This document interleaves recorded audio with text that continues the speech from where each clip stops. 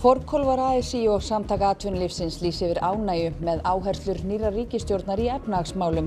Kurr í ferðaþjónustunni vegna boðaðra auðlindagjalda á greinina. Nýir ráðherrar tóku við lyklavöldum af forverum sínum í dag. Bjarni Benediktsson færði Kristrúnu Frostadóttur blómvönd að gjöf og fékk hlýtt faðmlag frá Ingu Sæland. Þótt ódæðismaðurinn sem drap 5 á jólamarkaði í Magdeburg á föstudag sé ekki ákærður fyrir hryðjuverk er málið orðið hápólitískt. Skammt til kosninga og útlendingastefnu fráfarandi ríkisstjórnar hefur verið mótmælt. 112 spánnýjar tröppur voru opnaðar í dag upp að Akureyrarkirkju eftir langa bið. Bæjarstjórinn segist himinlifandi að geta gengið upp tröppurnar að kirkjunni fyrir jól. Jólakortahefðin hefur verið á hröðu undanhaldi en þeir sem enn senda jólakort gera það af miklum metnaði. Jólakortaunnandi segir ást fylgja því að senda og fá kort.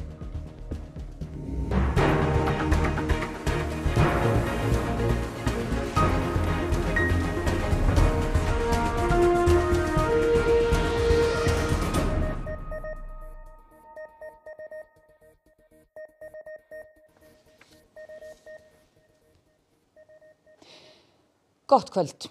Bæði Alþýðusamband Íslands og Samtök atvinnulífsins segja ánægjulegt hversu mikil áhersla er lögð á stöðugleika í stefnuyfirlýsingu nýrrar ríkisstjórnar. Auðlindamál, Evrópusambandið, fleiri virkjanir og félagsleg undirboð er meðal þess sem forsvarsmenn samtakanna taka út úr stefnulýsingunni.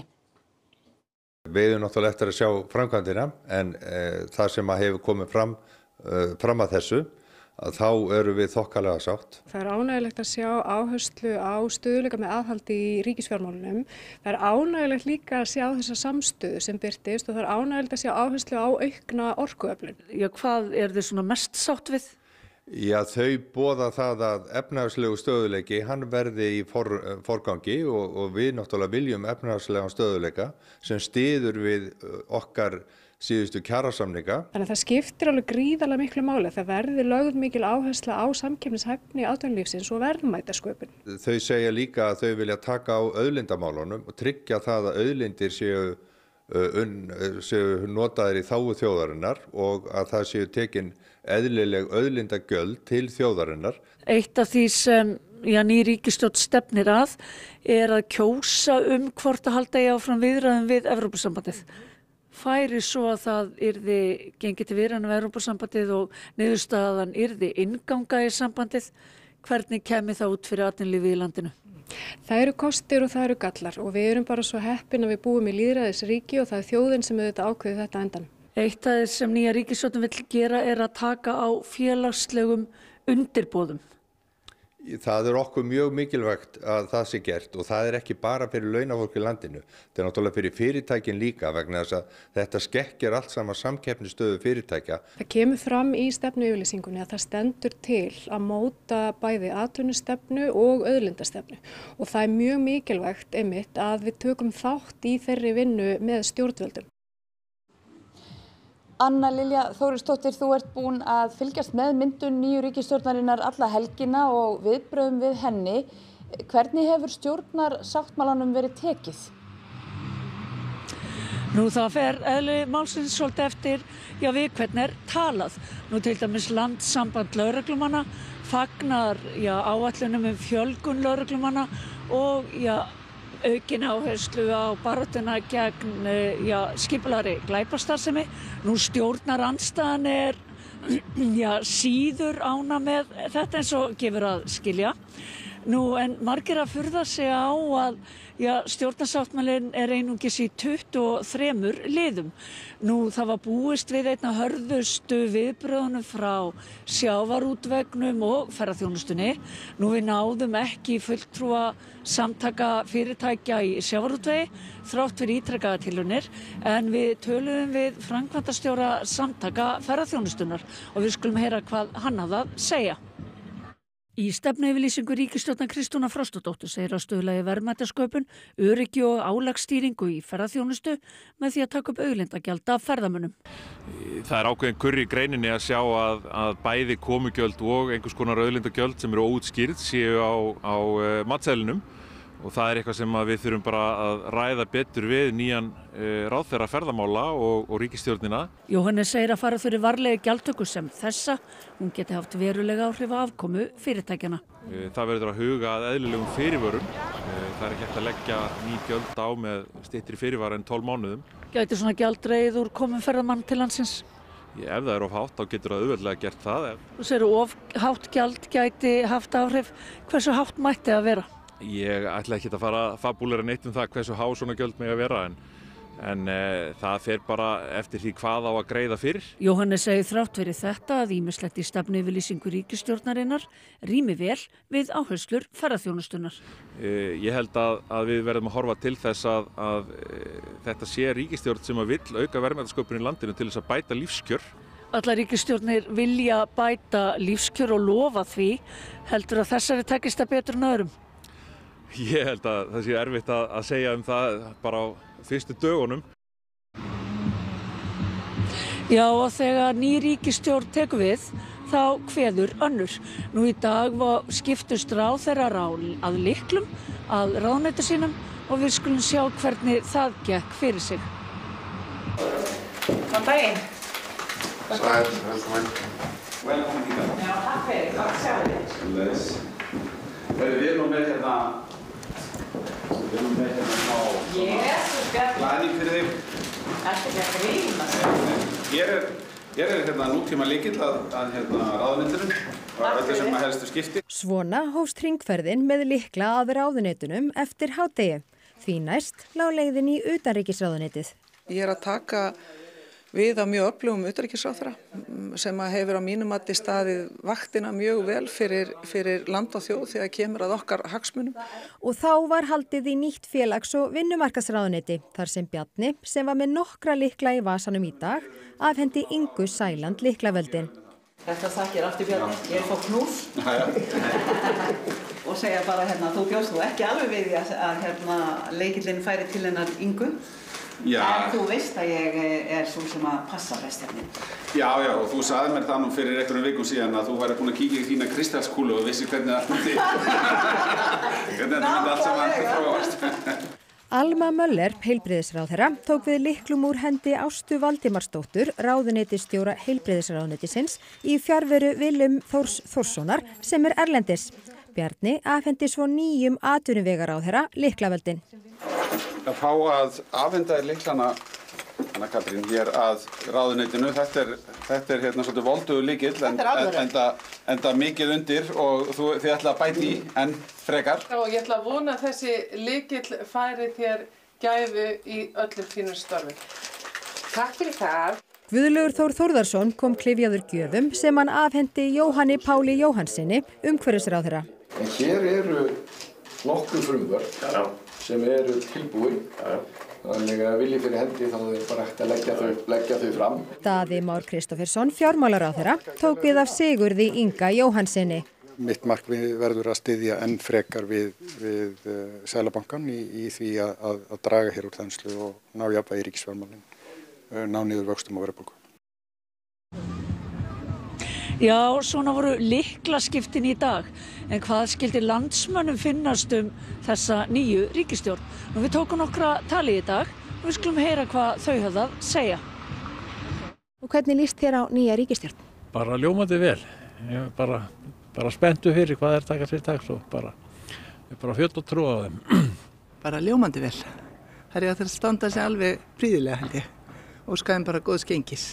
Ég hef óskum lítið kynnt mér það og svona sumt að ég nú ekki upp á marga fiskar sýnist mér. En þetta er ný ríkisstjórn og þetta vildi fólkið. Ég hef trú á því. Þetta eru húsmæður sem kunna skipuleggja og ég treyst þeim. Mér líst bara vel á hana. Gaman að sjá konur meirihluta og ég er bara spennt að sjá hvað verður. Mér líst bara mjög vel á hana. Bara mjög vel. Það eru mjög harðar og alltaf gangi í verkin og það er bara gott. Hvíla í haldið aðeins.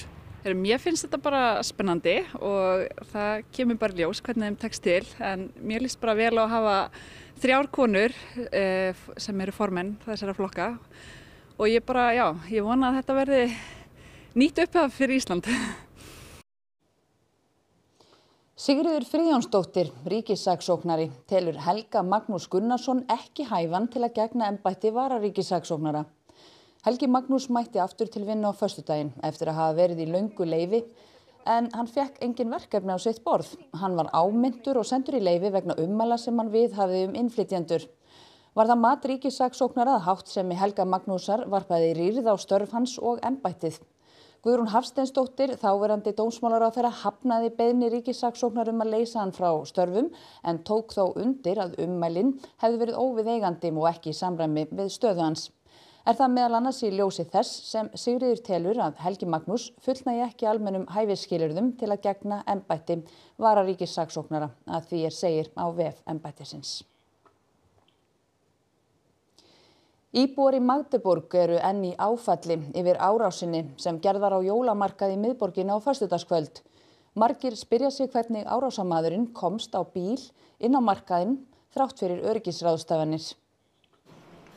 Ja, ich bin zutiefst erschüttert. Es hat mich tierisch mitgenommen. Ich bin entsetzt, dass sowas passieren kann, trotz Poller, trotz Sicherheitsvorkehrungen. Es macht überhaupt keinen Sinn. Árásarmaðurinn talinn hafa skipulagt árásina vel. Hann ók fyrst utan í vegfarendur nærri bílagötu, beygði þaðan inn í mannmergð á göngugötu, ók síðan út allan markaðinn og hélt aftur út á götu þar sem hann var handtekinn. Þá hafði hann sært yfir 200 manns, þar af 40 alvarlega. 5 eru látnir, 4 konur á miðjum aldri og 9 ára barn. Árásarmaðurinn, sátískur karlmaður á miðjum aldri, var leiddur fyrir dómara í dag. Hann er grunaður manndráp, tilraunir til manndráps og fyrir að valda hættulegu líkamlegu tjóni. Málið sem stendur ekki rannsakað sem hryðjuverk, en þó er það þegar orðið nokkuð pólitískt.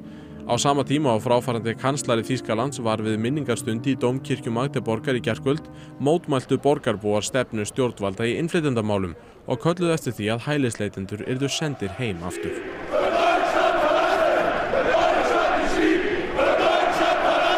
Árásarmaðurinn hefur búið í Þýskalandi frá árinu 2006. Ekkert bendir til þess að hann hafi verið með tengsl við vígasamtök, en miðað við færslur hans á samfélagsmiðlum hataðist hann út í íslam og taldi stjórnvöld ekki hafa barist gegn múslimavæðingu Evrópu. Hann virtist hafa verið hrifinn af harðlínu hægriflokknum AfD. It's clear that this is an issue that populists on the right and the left in Germany, on the run-up to the federal elections on the 23rd of February next year, are going to try to use for their purposes. Despite him being a fan of the AfD now makes this into a cause that they try to misuse. Óli Þór Árnason veðurfræðingur, það eru gular viðvaranir í kortunum fyrir morgundaginn, Þorláksmessu, á fólk að fresta ferðalögum sínum? Það getur verið sniðugt að bíða örlítið með að fara of snemma í fyrramáli. Það gilda núna í nótt og í fyrramáli hérna á suðvesturhorninu, en lengur aftur á móti fyrir Vestfirði, Strandir og Norðurland vestra. Það renna svona undir hádegi og á miðhálendinu hádegi. Hins vegar koma síðan aftur viðvaranir inn annað kvöld fyrir norðanverðlandið. Þannig að það þarf svona aðeins að huga að því. En svona yfir miðjandag á morgun ætti þetta ekki verið eins stórvandamál. Er það mikið fannferki sem fylgir þessu? Ekki svo mikil ofankoma, en það verður snjókoma í fyrstu, áður en þetta fer yfir síðan í slyddu og svo rigningu, þannig að það tekur smá tíma fyrir veginn að hreinsa sig og svona. En síðan náttúrulega kólnar annað kvöld og þá fer þessi úrkoma aftur yfir í éljagang og þá verður allt orðið hvítt hérna hjá okkur aftur. Hvernig verður svo veðrið yfir hátíðarnar? Já, það er nefnilega svolítið það sama. Það verður þessi suðvestanátt að það verður áfram bara að keyra þessi suðvestanátt, hvassa suðvestanátt á aðfangadag og jóladag. Lægir eitthvað á annan í jólum, en áfram verður þessi vindátti verður nokkuð stöðug, þannig að úrkoman verður í vetrarformi hérna á vestanverðurlandinu, frekar slydda eða rigning á hérna sunnan til, en ósköp einsleitt veður en frekar leiðilegt hérna fyrir vesturhluta landsins. Takk fyrir þetta, Óli. Minnst 38 létust við austurströnd Brasilíu í gær þegar rúta og fólksbíll og vöruflutningabíll skullu saman. Vöruflutningabíllinn var með stóra granítnullunga á pallinum þegar slysið varð og ollu þeir miklu tjóni. Fjölmiðlar í Brasilíu segja að einn hnullungurinn hafi dottið af pallinum og hafnað á rútunni með þeim afleiðingum að bílstjórinn missti stjórn og rútan lenti utan vegar þar sem kviknaði í henni. 45 farþegar voru borð og aðeins fáir þeirra sluppu lifandi. Slysið það mannskæðasta sem orðið hefur á götum Brasilíu í tæpa 2 áratugi. 4.000 jólakveðjur verða lesnar á Rás 1 fyrir þessi jól og hefst lesturinn nú í kvöld klukkan 8 og stendur fram til miðnættis annað kvöld. Já, við erum bara að byrja að vinna lestur jólakveðja, vinna í því. Þetta er svo mikið magna að við verðum að vinna undirbúningsvinnu og taka hluta þessu upp. Það gengur ekki upp öðruvísi, annars værum við hérna fram á aðfangadag. Kæru ættingjar og vinir nær og fjær, við sendum ykkur bestu kveðjur og góðar óskir gleðileg jól og farsæld á nýju ári. Þökkundi ég bekkingum heimsóknina á liðinu hausti, Anna Bára og Trausti Akureyri. Lýst aðeins svona stemmingunni hérna í stúdíónu, ég sé að þeir eru með konfekt og smákökur. Nauðsynlegt að fá svolítið sykur og hérna te og hvítlauk og engifer og halda sig vakandi og hérna því að við verum alltaf glaður og glaður eftir þessi mál líður. Hvað ert þú búin að gera þetta í mörg ár? Ég byrjaði 87, altså 1987 og hérna það datt úr 1 ár hjá mér, annars hef ég lesið þetta síðan 87. Þetta kemur við hjartað í manni og svona tenging við fólkið í landinu. Það er óneitanlega. Manni þykir vænt þetta fyrirbæri. En hvað núna á svona tímum samfélagsmiðla og eiga þessar jólakveðjur í vök að verjast? Já, eflaust dregur svolítið úr því jafnt og þétt en engu að síður þá voru margir, sérstaklega eldra fólkið að spara sér að skrifa á jólakortin og allt það og finnst þetta þægilegt að geta send bara jólakveði í útvarpið. Óskum öllum vinum og vandamönnum gleðilegra jóla og farsæls komandi árs. Ég er orðið gamalmenni, sko. Það er ekki að sjá. Nei, þakkaði fyrir það. Ég er 72 ára og hérna á náttúrulega vera löngu hættur en ekki, ég stend enn keikur. Já. Það má sjá það sérstaklega á inniskónum mínum að hvað ég er búin að vinna hérna lengi. Er þessi frá 87? Já.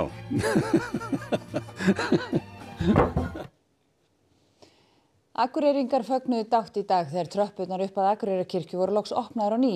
Framkvæmdirnar tóku 1,5 ár og kostuðu yfir 140 milljónir króna.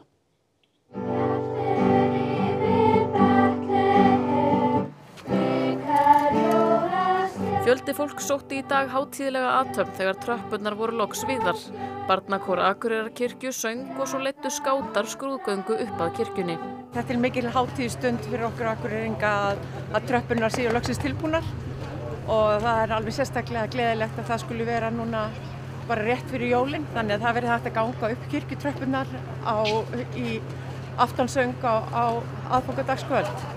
Framkvæmdir við tröppurnar hófust sumarið 2023 og áttu að standa fram á haustið. En í dag, 1,5 ári síðar, er bærinn loks að vígja tröppurnar frægu. Tafirnar áttu sér ýmsar skýringar, til dæmis reyndist stundum snúið að skipuleggja háværar framkvæmdir í kringum athafnir í kirkjunni. Það var flókið verkefni og ýmislegt sem kom upp á í verkefninu sjálfu, en við erum með frábært mannvirki sem er glæsilegt og bænum til sóma og ég er ákaflega glöð með það. Það hefur aðeins verið deilt að meðal bæjarbúa hvað eru margar þessar tröppur. Er þú með lokasvarið við því hér og nú?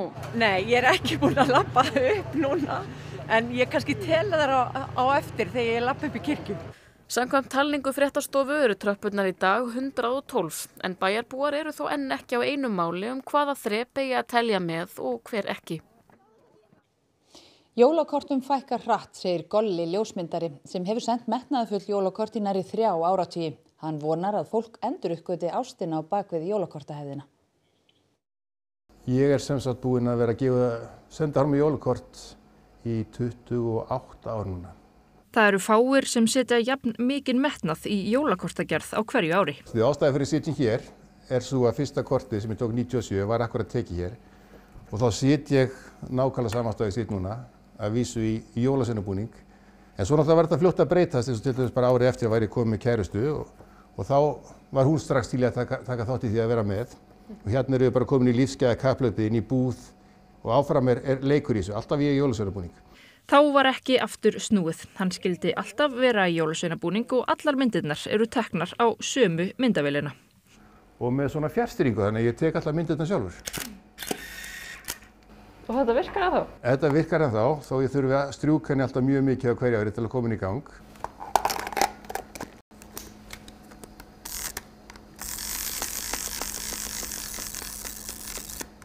Og nú er hún tilbúin.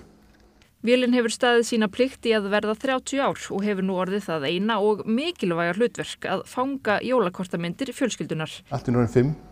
Sem óhætt að segja að séu mjög frumlegar. Þegar allir voru að mótmæla á Austurvelli, þegar eftir hrun, þá voru við jólameðmælendur niður á Austurvelli með meðmælaspjöld en ekki mótmælaspjöld. Byrjum að tala þetta í nóvember. Og oft til dæmis bara miðið sumri kemur einhver hugmynd, þetta er frábært, notum eitthvað tengt þessi jólakorti. Fjölskyldan skrifar jólakveðju aftan á myndirnar. Í fyrra sendu þau 70 kort en fengu 19 tilbaka. Mér finnst það mjög sorgleg þróun og ég held og vona að þeirri þróun verði snúið við aftur svona næsta áratug. Að fólk svona fatti einhvern veginn ástina og tilfinningarna sem fylgja því bæði að senda og fá svona kort. Út af því að maður finnur það bara í samfélagi núna, fólk er mikið að tala um núvitund og jólastressið og hvað þetta allt yfirgengilegt sko. Auðvitað er viss stressfaktor líka að búa þetta til og gera þetta. En að koma þessu frá sér einhvern veginn, koma þessu í hendur fólk sem ekki vænt fólki sem hefur upplifað eitthvað skemmtilegt með árinu, það gefur mann líka alveg svakalega mikið á móti sko. Og þá skulum við kíkja í íþróttapakka kvöldsins sem Einar Örn Jónsson sér um. Liverpool fer inn í jólaháttíðina á toppi ensku úrvalsdeildarinnar í fótbolta. En gengur hvorki né rekur hjá Manchester-liðum deildarinnar. Heimsmeistaramótið í pílukasti er í fullum gangi í Lundúnum. Stærstu stjörnur íþróttarinnar eru mættar til leiks. Heimsbikarinn í skíðaskotemi hélt áfram í Frakklandi í dag og var að venju býsna mikið að vera og vopnin munduð. Og við tökum hús á landsliðsmanni Grænhöfðaeyja í handbolta sem leikur með Gróttu að Seltjarnarnesi en mætir Íslandi á HM í janúar. Þetta verður bara gaman og spennandi sko. Íþróttir eftir andartak. Og þá skulum við rifja upp það helst á fréttatímanum. Forkólfar ASÍ og Samtök atvinnulífsins lýsa yfir ánægju með áherslur nýrrar ríkisstjórnar í efnahagsmálum. Kurr er í ferðaþjónustunni vegna boðaðra auðlindagjalda á greinina. Ný ráðherrar tóku við lyklavöldum af forverum sínum í dag. Bjarni Benediktsson færði Kristrúnu Frostadóttur blómvöndagjöf og fékk hlýtt faðmlag frá Ingu Sæland. Þótt ódæðismaðurinn sem drap 5 á jólamarkaði í Magdeburg á föstudag sé ekki ákærður fyrir hryðjuverk er málið orðið hápólitískt. Skammt er til kosninga og útlendingastefnu fráfarandi ríkisstjórnar hefur verið mótmælt. 112 spánýjar tröppur voru opnaðar í dag upp að Akureyrarkirkju eftir langa bið. Bæjarstjórinn segist himinlifandi að geta gengið upp tröppurnar að kirkjunni fyrir jólin. Næstu fréttir verða sagðar í útvarpinu klukkan 10 í kvöld og vefurinn ruv.is er uppfærður allan sólarhringinn og svo má alltaf senda fréttastofunni ábendingar á netfangið fréttir@ruv.is. En þessum fréttatíma er lokið, við þökkum ykkur samfylgdina yfir helgina, hafið það gott og verið sæl.